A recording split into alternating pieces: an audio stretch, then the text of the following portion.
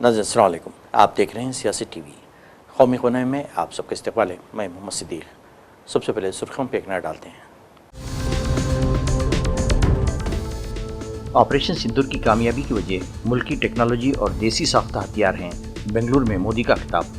मुल्की मईशत को भी तेज़ रफ्तार करार दिया।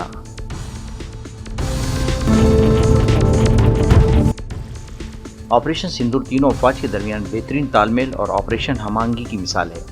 Chief of defence staff general Anil Chauhan का दावा।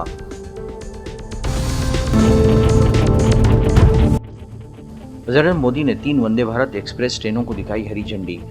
बेंगलुरु मेट्रो की लाइन का भी इफ्तिताह किया।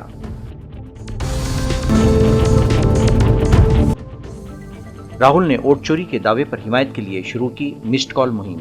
कहा, जमहूरियत पर हमले को किसी भी हाल बर्दाश्त नहीं किया जाएगा।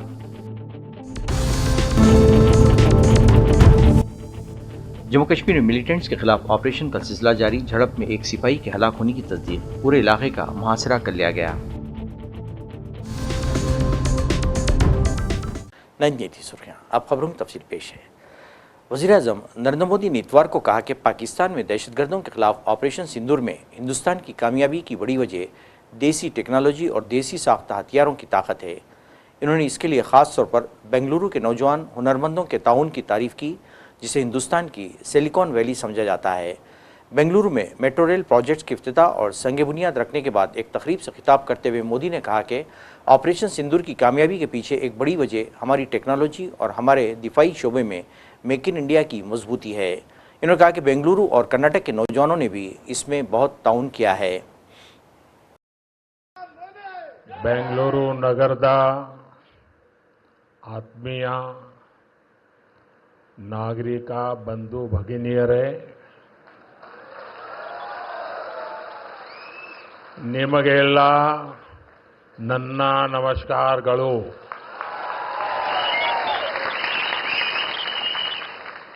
कर्नाटक के गवर्नर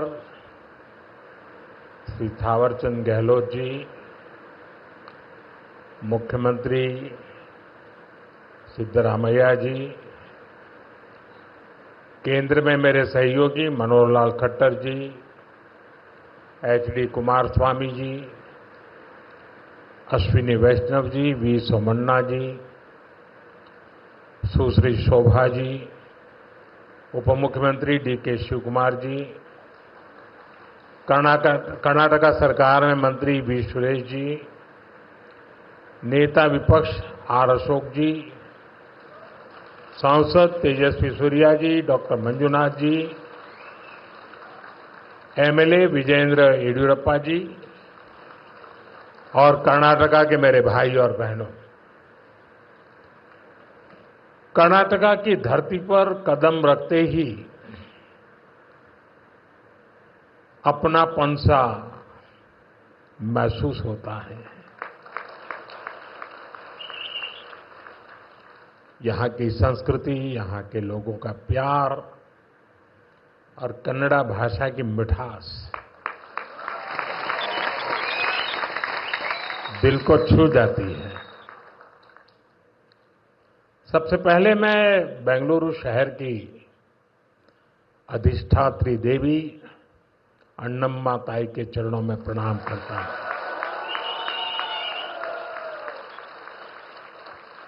सदियों पहले नाड़ प्रभु केम्पेगौड़ा जी ने बेंगलुरु शहर की नींव रखी थी। उन्होंने एक ऐसे शहर की संकल्पना की थी जो अपनी परंपराओं से भी जुड़ा हो और साथ ही प्रगति की नई ऊंचाइयों को भी छुए। बेंगलुरु ने अपनी उस स्पिरिट को हमेशा जिया, हमेशा उसे सहज कर रखा और आज बेंगलुरु उस सपने को साकार कर रहा है। साथियों, बेंगलुरु को हम एक ऐसे शहर के रूप में उभरता देख रहे हैं जो न्यू इंडिया के राइज का सिंबल बन चुका है। एक ऐसा शहर जिसकी आत्मा में तत्वज्ञान है और जिसके एक्शन में टेक ज्ञान है। एक ऐसा शहर जिसने ग्लोबल आईटी मैप पर भारत का परचम लहराया है। बेंगलुरु की इस सक्सेस स्टोरी के पीछे अगर कोई है तो वो यहां के लोगों की, आप सबकी मेहनत और आप सबकी टैलेंट है।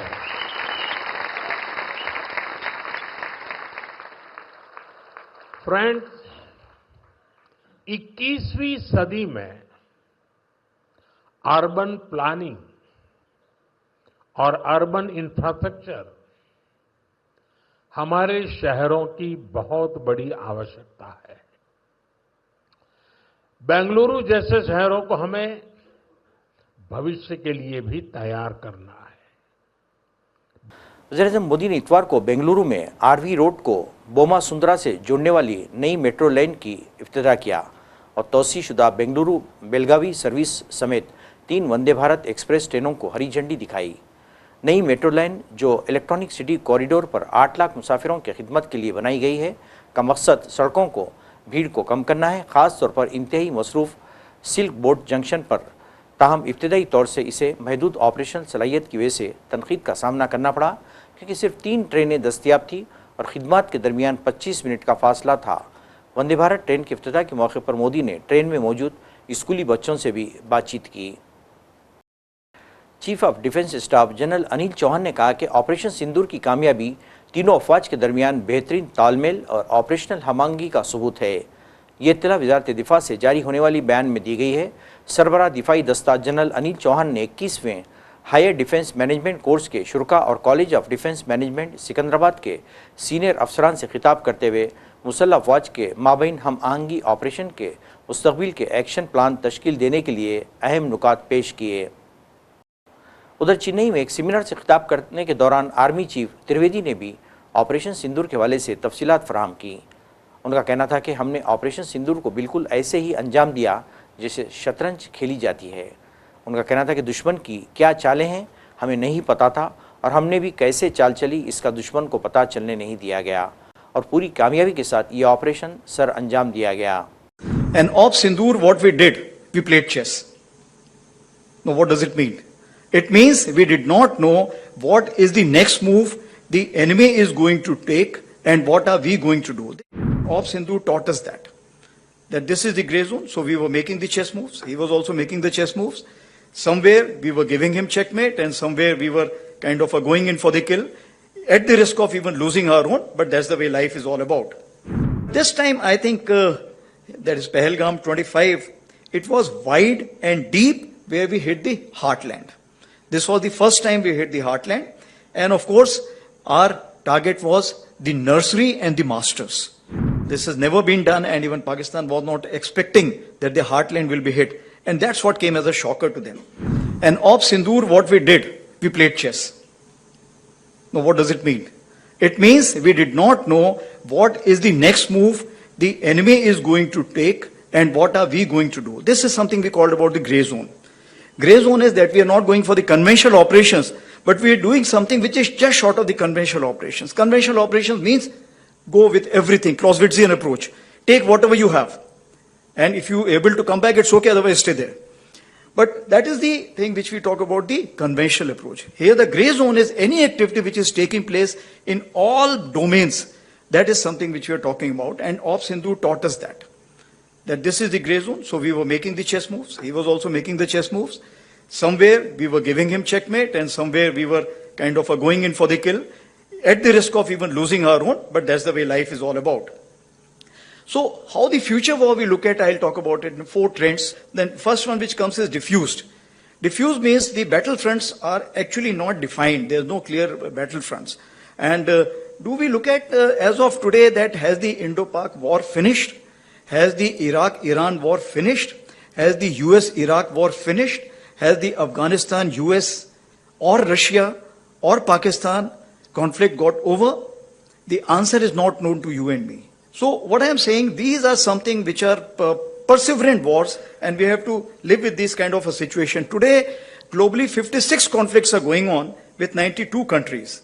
And this strategic continuum of persistence will continue to grow. And the second one is democratized. When we say that is the conventional, hybrid, non-traditional, all these wars are taking place together. Air chief marshal के गुज़िश्ता शब्द दिए गए बयान पर रद्देमल देते हुए रुकने parliament Imran Masood ने इस बयान की टाइमिंग्स पर सवाल उठाए। उनका कहना था कि राहुल गांधी ने जब इलेक्शन कमीशन पर सवाल उठाए तो इस मामले को दबाने के लिए अब नए नए बयान सामने आ रहे हैं। हम उन्हें इन्वॉल्व ही नहीं करना चाहते। एक राष्ट्रीय अध्यक्ष बार बार कह रहा है मैंने रुकवा दिया। हमारे प्राइम मिनिस्टर को ये बोलते हुए क्या दिक्कत है कि आदमी झूठ बोल रहा है? वो कह रहे हैं कि दुश्मन ने जब सरेंडर एक तरह से कर दिया और हम लोगों को कॉल की, उसके बाद ही आप ही तो कह रहे हैं। ये पूरी दुनिया में तो वो कह रहा है कि हम बराबर खड़े हो गए। ये तो आप बोल रहे हो। और ये विषय है ही नहीं अब इस वक्त, मतलब ये विषय है नहीं। इलेक्शन कमीशन का जो विषय देश के सामने खड़ा है, जो सबूतों के साथ राहुल जी ने सबूतों के साथ पेश किया है। इलेक्शन कमीशन कह रहा है कि आप एफिडेविट, किस बात के लिए आप एफिडेविट मांग रहे हैं? आप एफिडेविट मांग रहे हैं क्योंकि आपके तो नियमों के अंदर है कि अगर आपने 30 दिन तक दावा नहीं दिया तो ऑटोमेटिक रिजेक्ट हो जाना है। हमने तो आपकी सारी कमियां आपके डॉक्यूमेंट से प्रूव की हैं, अपनी तरफ से तो कोई डॉक्यूमेंट नहीं है।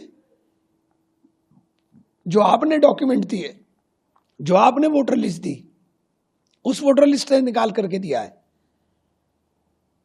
अगर सारी चीजें सच हैं तो फिर आप डिजिटल क्यों नहीं देते हो? आप डिजिटल दो ना। आज क्रांति, संचार की क्रांति के दौर में जहां इतनी सी एक चिप के अंदर सारा कुछ समा सकता है, आप क्यों डिस्ट्रॉय कर रहे हो? लोकतंत्र को बचाने के लिए इस वक्त सबसे ज्यादा जरूरत है कि हमारे देश का लोकतंत्र बचे। और चुनाव आयोग, जिस तरह से चुनाव आयोग के ऊपर आरोप लगे हैं वो हल्के नहीं है। वो चुनाव आयोग के दस्तावेजों से आरोप लगे हैं, कोई किसी के बनाए हुए दस्तावेज नहीं है। चुनाव आयोग ने ही ये भी कहा है बड़े सख्त लहजे में कि राहुल गांधी या तो नियमों के अनुसार घोषणा पत्र दे या अपने झूठे आरोपों के लिए देश से माफी। आप नियमों के अनुसार आप उस नियम का हवाला क्यों नहीं देते हो जिस नियम में यह है कि 30 दिन के अंदर दिया जाएगा वरना खारिज हो जाएगा? तो कोर्ट में खारिज हो जाएगा क्योंकि आपके तो नियम है। कांग्रेस रुकने पार्लियामेंट और कायदे हिज़्ब इख्तिलाफ राहुल गांधी ने वोट चोरी के खिलाफ एक नई मुहिम का आगाज़ किया है।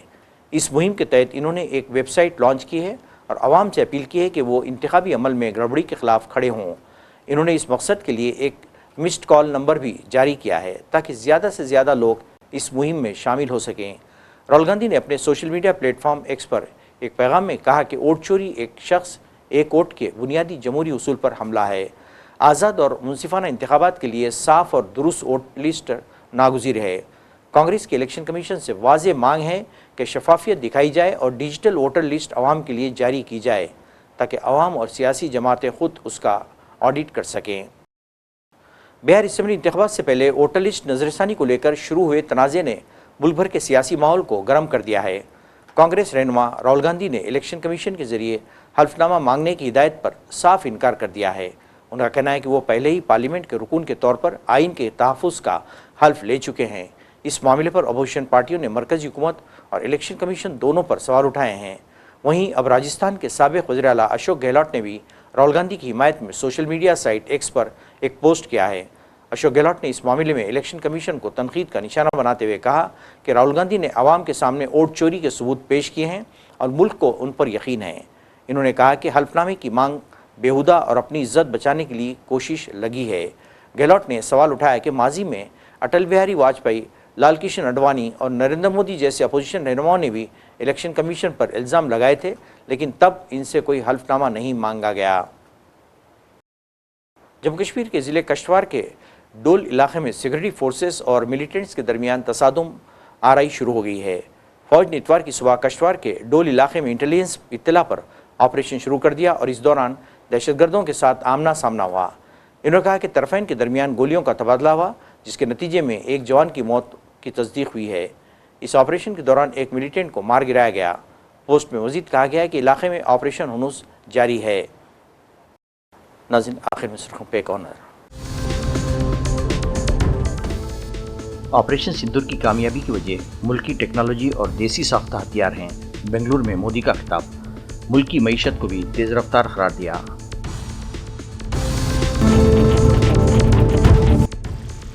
ऑपरेशन सिंदूर तीनों अफवाज के दरमियान बेहतरीन तालमेल और ऑपरेशन हमांगी की मिसाल है। Chief of defence staff general Anil Chauhan का दावा।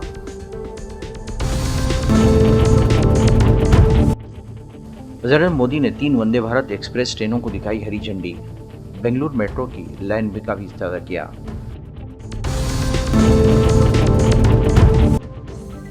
राहुल ने वोट चोरी के दावे पर हिमायत के लिए शुरू की मिस्ड कॉल मुहिम। कहा, जमहूरियत पर हमले को किसी भी हाल बर्दाश्त नहीं किया जाएगा।